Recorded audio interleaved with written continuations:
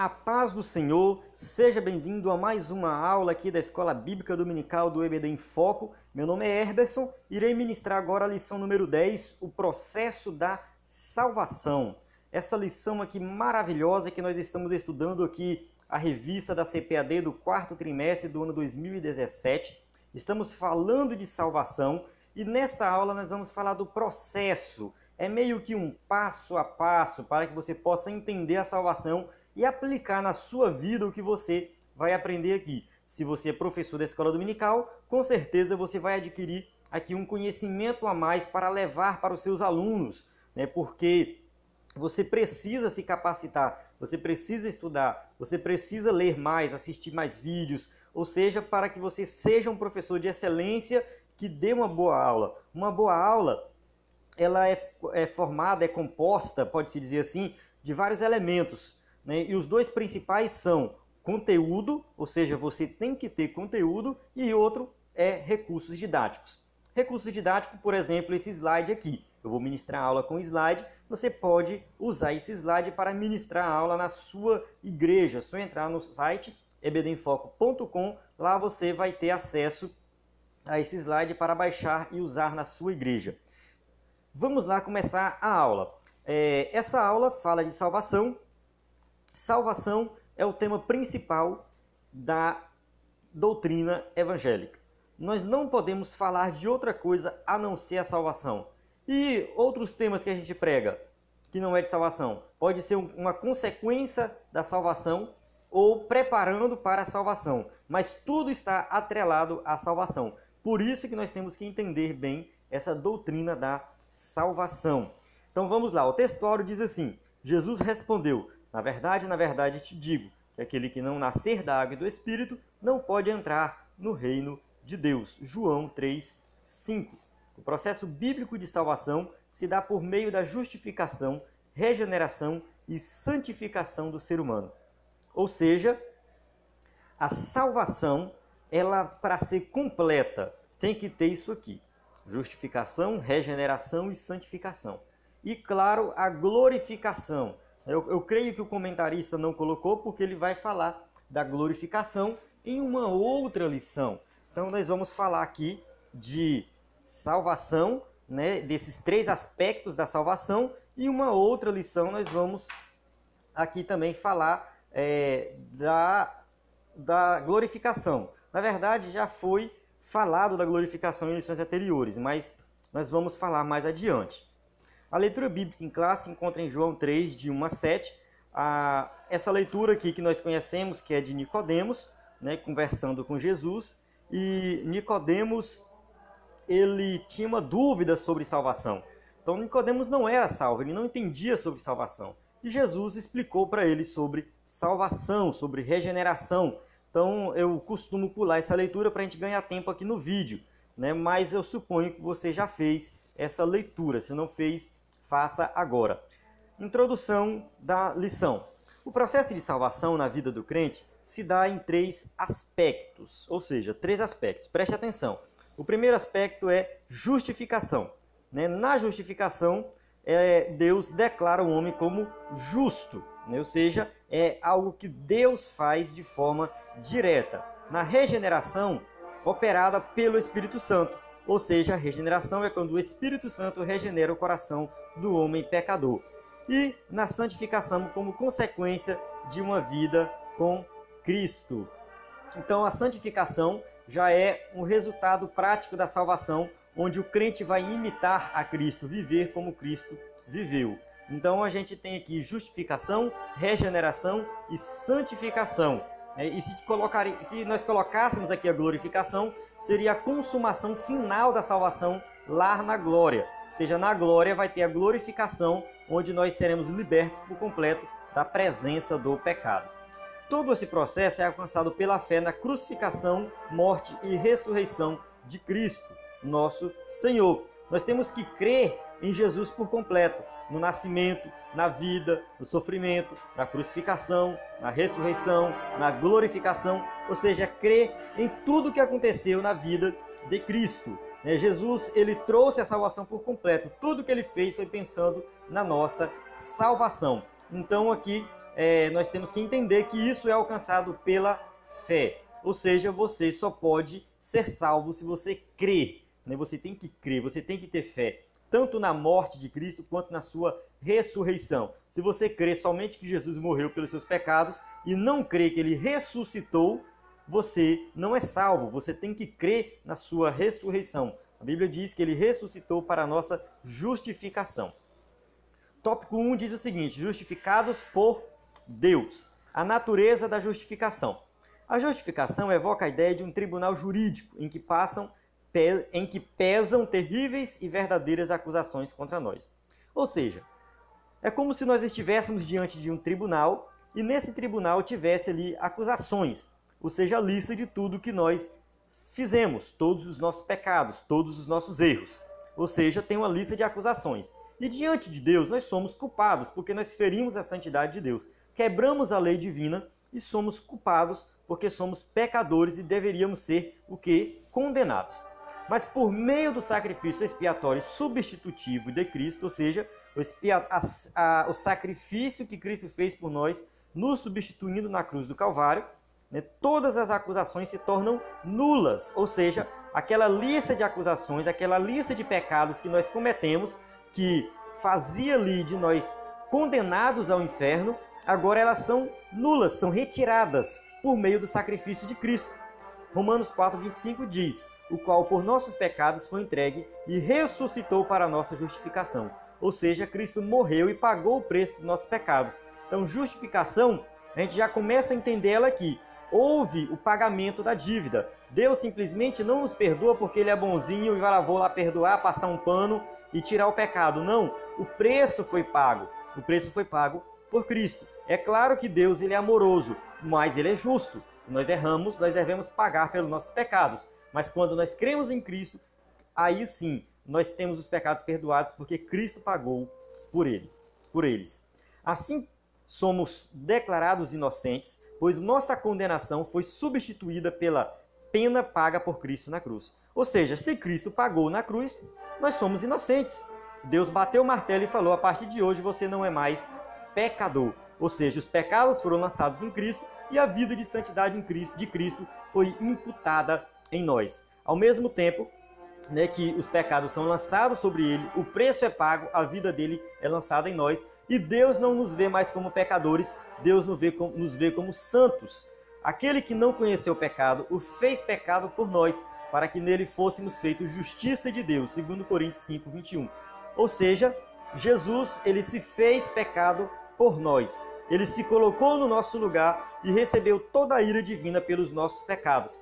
Então, a justiça de Deus se cumpre em Cristo. Tudo o que precisamos fazer é crer. Ou seja, somente pela fé em Jesus. Crendo em Jesus, nós somos salvos, porque a fé é o meio instrumental para nos unir a Cristo. Como que nós nos unimos a Cristo? Como nós nos apossamos, adquirimos essa salvação? Por meio da fé. Nós temos que crer nela. Então, logo, a justificação tem como consequência direta com perdão dos pecados, né? Ou seja, a consequência direta com perdão dos pecados, santificação da vida.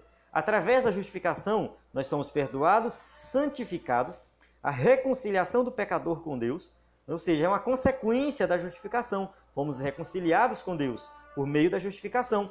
E a segurança da salvação, ou seja, se Cristo pagou o preço, nós somos salvos e ponto final. Nós temos certeza da nossa salvação. O cristão não pode viver na dúvida se é salvo ou não. Ele tem que ter certeza, porque ele tem que ter certeza que a morte de Cristo na cruz do Calvário foi suficiente para perdoar os seus pecados. A necessidade de justificação.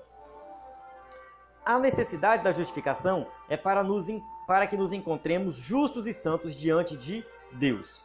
Ou seja, diante de Deus, nós temos que ser justos e santos, a fim de que sejamos participantes das bênçãos da salvação. Porque como pecadores, Deus vai olhar para nós e vai falar assim: você é pecador, você não pode participar de nada comigo, você não pode vir morar no céu porque você é um pecador. Mas quando nós somos justificados, Deus nos vê como santos. Ou seja, a partir de agora, nós podemos sim estar na presença de Deus. Nós iremos orar, Ele vai nos ouvir, vai nos responder, e um dia nós vamos morar no céu com Ele, porque Ele nos vê como santos e não mais como pecadores. Por isso que tem que ter a justificação.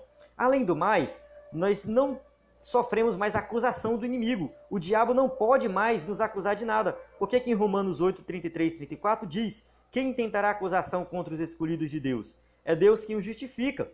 Quem é que condena? Pois é Cristo quem morreu. Ou antes, quem ressuscitou dos mortos, o qual está à direita de Deus e também intercede por nós. Ou seja, não tem ninguém que pode nos acusar de nada. O diabo, o vizinho, aquele crente que não presta, não. Todo mundo que nos acusar vai fazer isso em vão. Por quê? Jesus já pagou o preço. Foi Cristo que morreu, foi Deus que nos justificou. Não temos que nos preocupar mais com as acusações. Somos santos diante de Deus. É isso que é justificação. É saber que Deus olha para nós e nos vê santos, mesmo que nós pecamos. Vou falar disso um pouco mais na frente. Nesse sentido, a pessoa justificada está livre da condenação, ou seja, a justificação está diretamente relacionada a essa libertação, ou seja, retirou a pena. Não vamos mais ser jogados no inferno.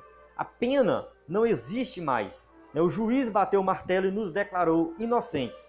E a herdeira da vida eterna. Ou seja, a pessoa que é justificada deixou de ser condenada e passa a ser herdeira da vida eterna. A partir de agora, ela não será mais condenada, mas ela vai morar no céu de glória, para sempre com Deus. Tendo como resultado prático a paz com Deus. Romanos 5:1. Vale lembrar que essa paz com Deus aqui não é uma paz de espírito, mas é justamente uma paz que é contrário à guerra. Porque quando nós não éramos crentes, nós vivíamos em guerra com Deus, vivíamos separados de Deus. Agora que nós somos salvos, cremos em Jesus como Salvador, nós temos paz, não temos mais guerra, ou seja, vivemos em harmonia com Deus. Pode ser que isso aqui traga uma paz de espírito, mas o significado aqui de paz é o contrário de guerra. Não vivemos mais guerreando com o nosso Criador. A impossibilidade da autojustificação. Preste muita atenção que esse tópico é muito importante. Os que reconhecem a necessidade de justificação são alcançados por ela. Ou seja, você só vai ser justificado se você reconhecer que precisa da justificação. Você se arrepender dos seus pecados, lição anterior que falamos de arrependimento. Ou seja, você tem que se arrepender dos seus pecados. Você tem que reconhecer que precisa da justificação. Jesus ele ilustrou isso aqui apresentando uma história. Por exemplo, o fariseu e o publicano foi a história que Jesus contou. O fariseu chegou e falou assim: ó Deus, graças te dou, porque não sou como os demais homens, roubadores, injustos e adúlteros. E ele ainda completa aqui e fala assim: não sou como esse publicano aí, ó, que está do meu lado. Ou seja, ele se auto-justifica. Ele quer dizer que ele se esforça para ser salvo. Ou seja, ele está dizendo que ele merece ser salvo. Já o publicano, coitado, falou assim: ó Deus, tem misericórdia de mim, pecador. Ele não se sentia digno de levantar a cabeça. Ou seja, ele se humilhou diante de Deus. Então, diante dessa história, a gente observa que quem foi que desceu justificado? Jesus falou que foi o publicano. Ou seja, quem desceu justificado foi aquele que reconheceu que é um pecador. Reconheceu que precisava da misericórdia de Deus, que era carente da misericórdia de Deus, e ele sim foi justificado. O fariseu, que achava que era bonzinho, que fazia de tudo certo, não desceu justificado, continuou condenado a ir para o inferno. A justificação não se refere ao esforço humano por pureza e santidade. Tem gente que acha que justificação é quando a pessoa está se esforçando para ser santo. Não, não tem nada a ver com esforço humano. Ela é uma obra puramente de Deus. É o estado de retidão diante de Deus por meio de Jesus. Isso que é justificação. Eu sou santo porque a santidade de Cristo foi imputada em mim e os meus pecados foram lançados sobre Cristo. E Deus me vê como um santo. Então isso que é justificação. É uma posição. A justificação é a posição legal diante de Deus. O justo que morreu tomando sobre si todas as acusações contra nós. Ou seja, Jesus não tinha pecado, mas ele morreu por nós. Ele tomou aí sobre si todas as nossas acusações. É como se nós estivéssemos endividados, tivéssemos uma dívida que não teríamos a capacidade de pagar. Quem pode pagar a dívida por nós? Quem não tem dívida. Ou seja, quem não tem dívida e tem dinheiro sobrando, vai lá, paga a dívida e nos considera agora uma pessoa que não tem mais dívida, ficha limpa, não é mais ficha suja. A mesma forma é com Jesus. só Jesus poderia pagar o preço dos nossos pecados, porque só ele não tinha pecado. Nenhum outro homem poderia fazer isso, mas Jesus não tinha pecado, portanto, ele tinha aí a capacidade de pagar o preço e de fato pagou. 1 Coríntios 6,11 diz: e é o que alguns têm sido, mas haveis sido lavados, mas haveis sido santificados, mas haveis sido justificados em nome do Senhor Jesus e pelo Espírito do nosso Deus. Ou seja, nós somos justificados, ponto final. Então a justificação é uma posição. Em um momento você é condenado, em um outro momento você não é. É algo pontual, aconteceu uma vez na sua vida. Você deixou de ser condenado e passou a ser santo diante de Deus. Assim o pecador é justificado pela graça de Deus somente, jamais por méritos pessoais. Ou seja, essa posição diante de Deus que você alcançou não foi alcançada pelo seu esforço próprio. Ela foi alcançada pela graça. Gálatas 3,11, Paulo já falou. E é evidente que pela lei ninguém será justificado diante de Deus, porque o justo viverá pela fé. Ou seja, o justo passa a viver, ele passa a ter vida quando ele tem fé em Cristo Jesus, e não pela lei. Ou fazer qualquer coisa que seja obras para ser salvo. Tópico 2, regenerados pelo Espírito Santo. A natureza da regeneração. Regeneração é a ação divina de criar um novo homem. Ou seja, regeneração é quando nós nascemos de novo. Deus, ele poderia nos justificar. Pá, justificou. A partir de agora você não é mais condenado, agora você é um santo. Só que nós continuaríamos tendo a mesma vida. Nós continuaríamos vivendo no pecado. Continuaríamos com a mesma natureza pecaminosa, se a justificação fosse sozinha. Por isso é necessária a regeneração, porque Deus ele nos justifica e nos regenera, ele nos transforma em uma nova criatura. Então a regeneração é um outro aspecto da salvação extremamente necessário. E nós temos que entender isso aqui. Nós somos uma nova criatura. Deus nos deu um coração novo e transformou-nos em uma nova criação. Somos diferentes agora. Nos tornou o quê? Filhos de Deus. Somos filhos de Deus, fazendo passar da morte para a vida. Ou seja, antigamente estávamos mortos em delitos e pecados, agora nós estamos vivos para com Deus, servindo a Cristo. A regeneração é diferente da conversão também. Na lição anterior, no terceiro tópico, nós falamos sobre conversão.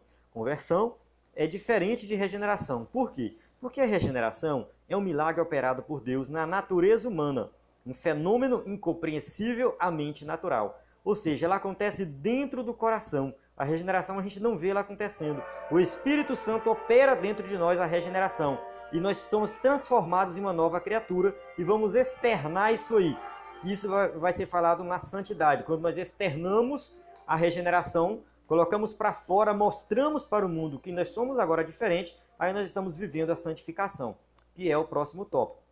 Então, regeneração é algo exclusivamente de Deus e acontece dentro do coração do homem. Já a conversão é a resposta humana à regeneração no processo de salvação, ou seja, é quando o ser humano ele se volta para Deus. Ele para de seguir aquele caminho que ele estava seguindo e agora ele segue o caminho contrário. Ele estava indo em direção ao inferno, agora ele está indo em direção a Deus.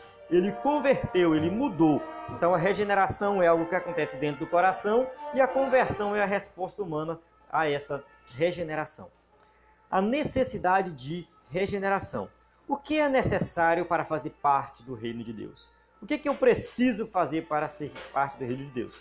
É preciso nos tornar nova criatura e nascermos do Espírito. Foi o que Jesus falou para Nicodemos. Na verdade, te digo que aquele que não nascer da água e do Espírito não pode entrar no reino de Deus. João 3,5. Jesus fala para Nicodemos, Nicodemos, você tem que ser uma nova criatura. Se você não nascer de novo, não tem como. Não tem como você herdar o reino de Deus. Então Jesus está dando uma aula para Nicodemos sobre regeneração, novo nascimento. Então o Espírito Santo faz brotar o entusiasmo espiritual. Ou seja, o fruto do Espírito, a alegria, isso só acontece no crente. Então ele tem aí uma alegria de viver como salvo em Cristo. Quem crê em mim, como diz a Escritura, rios de água viva correrão do seu ventre. João 7,38, ou seja, rios de água viva, o Espírito Santo dentro de nós. Onde outrora havia morte, ofensa e pecado, ou seja, estávamos mortos em ofensas, delitos e pecados, agora nós vivemos em alegria, né? E nos vivificou, estando vós mortos em ofensas e pecados. Efésios 2:1, ou seja, estávamos mortos, vivíamos na tristeza, agora estamos salvos, vivos, vivendo em alegria, entusiasmo espiritual. A consequência da regeneração. Vamos lá. É possível verificar que somos regenerados por meio de algumas mudanças que passam a fazer parte do nosso viver. Então a regeneração ela vai trazer algumas mudanças, algo que a gente vai observar na vida de todo cristão verdadeiro. Primeiro, o amor intenso a Deus. O cristão verdadeiro ele vai ter que amar a Deus. É a diferença do crente para o ímpio. O ímpio não ama a Deus. Ele pode até falar que ama, mas na prática ele não ama. O amor pelos irmãos. Amar o próximo como a ti mesmo. Ou seja, amar a Deus acima de todas as coisas e o próximo como a ti mesmo. Então isso aqui é um resultado também da regeneração que tem que ter na vida do cristão. Amor à palavra de Deus. Agora nós amamos a palavra, nós lemos a palavra, nós mastigamos essa palavra, temos um amor diferenciado pela palavra. Então um cristão verdadeiro, regenerado, ele ama a palavra, a rejeição das coisas mundanas. A partir de agora, o pecado não mais nos atrai, nós rejeitamos, nós abominamos aquilo que antes nós tínhamos prazer, agora não temos mais prazer. Ou seja, nós rejeitamos tudo que é do mundo, tudo que é pecado. É possível verificar que somos regenerados por meio de algumas mudanças que passam a fazer parte do nosso viver. Continuando aí, né? Só para reforçar. O amor pelas almas perdidas também faz parte. O desejo de estar em comunhão com Deus também faz parte. A vitória sobre o pecado. O cristão venceu o pecado. E o conhecimento da vontade de Deus. Então tudo isso aqui faz parte de um cristão verdadeiro. Ele vive uma vida diferente. Ele tem o desejo de estar na presença de Deus, ele ama as almas perdidas, ele quer evangelizar, ele venceu o pecado, ele sabe a vontade de Deus, ele ora, ele busca. Então, isso aqui é o resultado prático da regeneração. Então, isso aqui não é teologia, aquela coisa distante que os crentes não vão aplicar na vida deles. Não! A gente tem que ensinar isso aqui na escola dominical e mostrar para os irmãos que tem a regeneração, é algo prático, nós temos que viver a regeneração. Só seremos considerados regenerados se nós mostrarmos isso aqui na prática. Não somos perfeitos. Algo que tem que ficar bem claro, não somos perfeitos. É impossível manifestar essas mudanças o tempo todo. O tempo todo você viver 100% sem pecar, sem errar, tá ali direto, sem não cometer nenhuma falha. Isso é impossível, mas substancialmente elas estão presentes na regeneração da pessoa. Você não vai viver 24 horas por dia santo, mas os elementos da santificação, o resultado da regeneração, tem que ser vivenciado durante o seu dia, o tempo todo. É meio contraditório, o tempo todo, mas não é o tempo todo. É o tempo todo porque, ao mesmo tempo que não é o tempo todo, que não é 24 horas seguidas. Mas você sempre vai estar ali se arrependendo dos seus pecados. Porque o arrependimento, que foi estudado na lição anterior, é algo que faz parte da regeneração. Tem gente que acha que o crente agora não vai pecar. Não, ele vai pecar. Só que a diferença do crente para o ímpio é que o ímpio não se arrepende. E o crente se arrepende. Então, de certa forma, se nós levarmos em consideração que o arrependimento genuíno faz parte da regeneração, e o crente, quando ele peca, ele se arrepende, então ele vive, de fato, o tempo todo, os aspectos da regeneração. Ele não vai viver a santidade plena 24 horas, mas como ele se arrepende, então os aspectos da regeneração faz parte do crente 24 horas por dia, porque ele vai estar sempre se arrependendo dos seus pecados. Terceiro tópico, santificados em Cristo. Uma consequência da salvação. O que é a consequência da salvação? A santificação.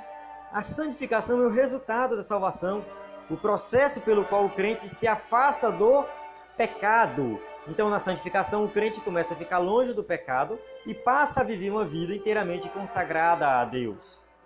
Então, viver consagrado, uma vida consagrada a Deus e viver longe do pecado, isso que é santificação, viver separado. É um processo de cooperação entre o crente e o Espírito Santo. Ou seja, a santificação, ao mesmo tempo que o Espírito Santo nos santifica, nós temos que viver uma vida de santidade prática, nos esforçando para ficar longe do pecado, orando, lendo a Bíblia, jejuando, vivendo uma vida prática, cristã verdadeira, que se inicia no momento da justificação do salvo. Quando é que começa a santificação? Quando o salvo é justificado. A justificação é pontual, ela acontece no momento. E a santificação ela é contínua, ela vai para o resto da vida. Então você foi justificado e é santificado continuamente. Após a justificação, Deus vê o crente. De que forma? Santo, separado, amado por Ele. É assim que Deus nos vê. O crente que é crente de verdade, que crê em Jesus como único e suficiente Salvador, ele foi justificado. E Deus olha para ele e vê como santo, não vê mais como pecador. Deus olha para o ímpio e vê como pecador. E a ira de Deus, né, cresce mais e mais sobre os ímpios. Porém, sobre nós não, porque a ira de Deus foi derramada sobre Cristo. Então, Deus nos vê como santos, separado e amado por Ele. Estamos firmados em Cristo e os pecados não têm mais lugar em nossa vida. Né? Ou seja, podemos até pecar, mas não vamos mais viver na prática do pecado. Qualquer que permanece nele, não peca. Qualquer que peca, não ouviu, nem o conheceu. 1 João 3,6. Eu gosto de uma outra tradução desse versículo, que é uma tradução mais correta, que fala assim: aquele que permanece nele não vive pecando. Não é que não peca nunca, não vive pecando. Então, se você tiver uma outra Bíblia, procure aí uma tradução diferente e verifique que realmente acontece isso aqui. Não vive pecando. Claro que pode pecar ocasionalmente, mas na prática do pecado, não. Jamais.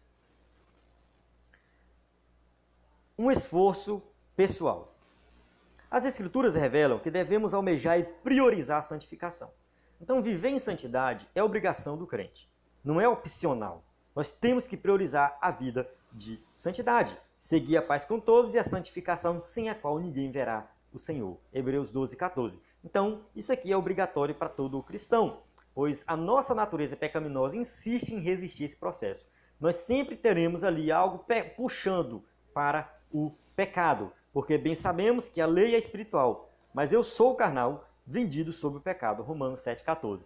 Querendo ou não, existe essa natureza pecaminosa que vai nos puxar para o pecado. Deus anela pela santificação dos seus filhos. Ele quer que os crentes sejam santos. Não é porque ele é mau, porque ele quer tirar o crente do bom e do melhor. Não, é muito pelo contrário. Ele não quer ver os seus filhos feridos, mortos no pecado. Porque o pecado só traz desgraça.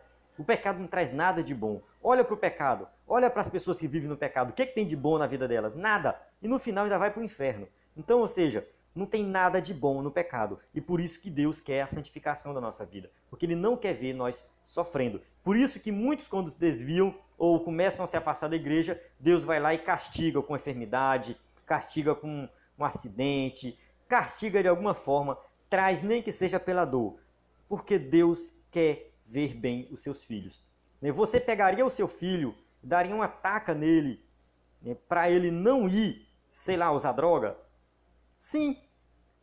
Se você sabe que isso vai resultar, vai dar resultado, um bom resultado, vai castigá-lo, vai apanhar, mas é para o bem dele, porque a droga vai destruir a vida dele. A droga vai acabar com ele, vai fazer ele se tornar um bandido, vai para a cadeia. Então, a mesma forma somos nós. Quando nós começamos a errar e falhar, Deus vai lá e castiga, pesa a mão para nos trazer de volta, porque Ele nos quer ver bem, vivendo em santidade. O que Deus fez para resolver o problema do pecado? Isso é fácil, né? Ele enviou o seu Filho para nos libertar do pecado. Ou seja, não é que nós não vamos pecar nunca mais, mas o pecado não tem mais domínio sobre nós. Aí sim nós conseguimos viver uma vida de santidade. A vida de santidade é quando o pecado não nos domina mais. Antigamente o pecado nos dominava e fazíamos tudo que o pecado mandava. Agora nós não somos mais servos do pecado, mas servos de Jesus. Ou seja, somos livres em Cristo para viver como Cristo viveu, ou seja, uma vida santa. Jesus viveu uma vida santa e nós temos que procurar imitar a Ele. Paulo falou: sedes meus imitadores como eu sou de Cristo. Ele vivia uma vida imitando a Cristo e ele queria que nós também imitássemos a Cristo. Tá difícil imitar Cristo? Me imita. Paulo falou assim, porque eu imito ele. É forte, né? O apóstolo Paulo imitar Cristo e falar, vocês têm que me imitar, ele estava ali, né, muito cheio do Espírito Santo para falar isso. O desafio de sermos santos. Vamos lá. Às vezes, achamos que podemos ser continuamente bons e santos. Aquele negócio que eu falei, né? Vou viver sem pecar. Nunca vou cometer uma falha sequer. Na verdade, nossa meta deve ser essa. Santidade. É a meta do cristão. Ele tem que almejar viver essa vida de santidade. Porém, somos simultaneamente justos e pecadores. Ao mesmo tempo que nós somos justos, nós somos pecadores. Somos justos, Deus nos vê como santos, mas ainda temos a natureza pecaminosa e falhamos de vez em quando. Quando Deus nos vê absolutamente santos, né, ou seja, Deus nos vê absolutamente santos, mas ainda temos a natureza pecaminosa. Ou seja, Deus nos vê santo. Ele olha para nós e fala, pá, o Joãozinho ali é santo. Por quê? Porque Cristo está na frente. A santidade de Cristo foi imputada no Joãozinho. Mas Joãozinho foi lá e pecou. Só que Joãozinho é regenerado. Aí Joãozinho vai lá e se arrependeu. Então ele vive assim, erra, se arrepende. Davi não errou, mas se arrependeu. Salmo 51, a oração de Davi. Ele errou várias vezes, não foi só uma não. Então a gente olha para os heróis da fé, todos eles erraram, todos eles falharam. Né? Ali a gente vê Abraão também errando, falhando, Isaac falhando, todos erraram. Noé falhou, logo depois da arca tomou o vinho, ficou bêbado, tirou a roupa na frente dos filhos. Ou seja, a gente observa aqui que a vida cristã ela vai ser cheia de altos e baixos. Vamos errar, vamos falhar, mas se somos regenerados, nós vamos nos arrepender. Sempre, continuamente viver uma vida de arrependimento. E buscando ali, almejando viver mais e mais em santidade. É claro que você tem que crescer.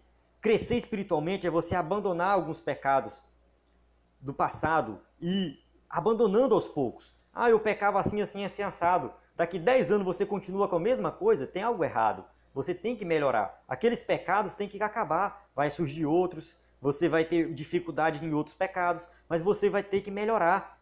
Vai ter que melhorar aqui e acolá. Você vai ter que ir crescendo na vida espiritual. Almejando sempre a santidade plena, como Cristo foi. Nunca seremos santos como Cristo, mas esse deve ser o nosso alvo. Por isso é exigido um esforço pessoal e dependência contínua do Espírito Santo para sermos santos. Não é só esforço pessoal, não é só o teu esforço que vai fazer você ser santo. Você tem que também depender do Espírito Santo. Pedir para o Espírito Santo lhe capacitar para você viver uma vida de santidade. Sozinho você não vai conseguir. Não tente sozinho. Tem até um hino que fala assim, né? Não tente sozinho, você não vai conseguir. Então, assim, não faça sozinho. Conte com a ajuda do Consolador, amigo, Espírito Santo. Amém? Então eu fico aqui feliz com essa lição, aprendi muito, chegamos agora na conclusão, gosto muito desse assunto, é um assunto que eu estudo muito, prego muito sobre esse assunto, porque eu sei que a igreja precisa. E você que é professor tem a oportunidade de ensinar esse assunto maravilhoso na sua igreja. Olha só o que a conclusão diz. Convém que os crentes, como pessoas justificadas, regeneradas e santificadas, demonstrem ao mundo perdido, por meio das consequências positivas, que esse processo de salvação traz sobre nossa vida, que somente Jesus pode salvar e transformar o pecador. Então o crente ele tem que viver isso aqui na prática, justificação, regeneração e santificação. Vivendo isso aqui na prática, o ímpio vai olhar e vai ver a diferença. E ele pode até perguntar, por que tu é diferente? Como é que tu vive diferente? Por que tu é feliz? Por que tu vive com uma vida plena? Jesus falou, vida em abundância, não é prosperidade financeira, mas é vida plena, felicidade com Deus. O ímpio vai ficar curioso e você vai falar, não, é porque Jesus me salvou, ele me justificou, ele me regenerou e ele me santificou. E aí a pessoa vai começar a entender mais do Evangelho e ela vai crer em Cristo para também ser um justificado, regenerado e santificado. Amém? Encerro aqui a aula. Aqui tem as perguntas para quem vai usar aí o slide em PowerPoint na sua classe. a bibliografia, a revista indicou aqui o Ensinador Cristão, muito boa essa revista, recomendo. Tem um livro de apoio também do escritor da revista, né? O EBD em Foco oferece vários cursos de capacitação para você se capacitar mais e mais e ser um professor de excelência, usar recursos didáticos, fazer a gestão do seu tempo, aprender a usar dinâmicas e tudo mais. Então, acesse ebdemfoco.com, acesse, fique por dentro do conteúdo da Escola Dominical, se inscreva no meu canal do YouTube, né? Faça aí, clique em gostei, no like aí, coloque seu comentário, participe conosco para que esse projeto possa crescer e alcançar mais vidas. A paz do Senhor, até a próxima aula.